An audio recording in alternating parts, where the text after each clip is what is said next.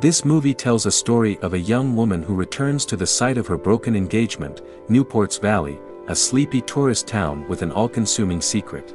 Round the Decay, directed by Adam Newman, aims to carve out a niche in the horror genre, with its blend of creature feature and psychological horror set in the quaint town of Newport's Valley.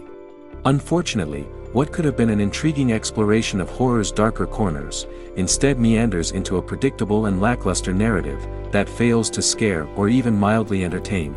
Right from the start, the film struggles with its identity. It tries to juggle being a monster movie, a psychological thriller, and a folk horror tale, but ends up not fully committing to any one genre. The result is a disjointed plot that feels like it's piecing together elements from better, and more coherent horror films. The sinister plot that supposedly dates back to the town's founding is introduced with little depth or backstory, making the ancient evil feel more like a convenient plot device than a genuinely threatening force. The characters lack development, reducing them to mere placeholders in the narrative. Their motivations are unclear, and their reactions to the unfolding horror seem forced, or at times comically over the top.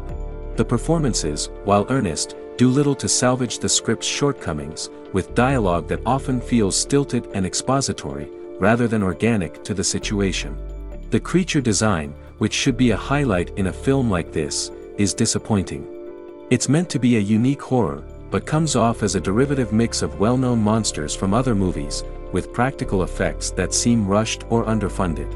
The horror sequences, meant to be the film's bread and butter, lack tension and creativity, relying on cheap jump scares rather than building genuine suspense or horror. The direction doesn't help either. The pacing is uneven, with long stretches where nothing of note happens, followed by abrupt bursts of action that feel unearned. The cinematography aims for atmospheric, but often results in scenes that are too dark to make out details, or too bright to create any sense of dread. The score is forgettable, doing little to elevate the mood or enhance the horror elements. The movie suffers from a narrative that's all too familiar to horror fans. The small town with a dark secret, the outsider who uncovers it, and the inevitable showdown with a monstrous entity, have been done repeatedly, and this film brings nothing new to the table. Even the attempt at combining different horror subgenres feels like a missed opportunity, as it doesn't delve deep enough into any of them to offer a fresh perspective. Overall, this is a film that decays under its own weight of clichés, poor character development, and uninspired horror elements.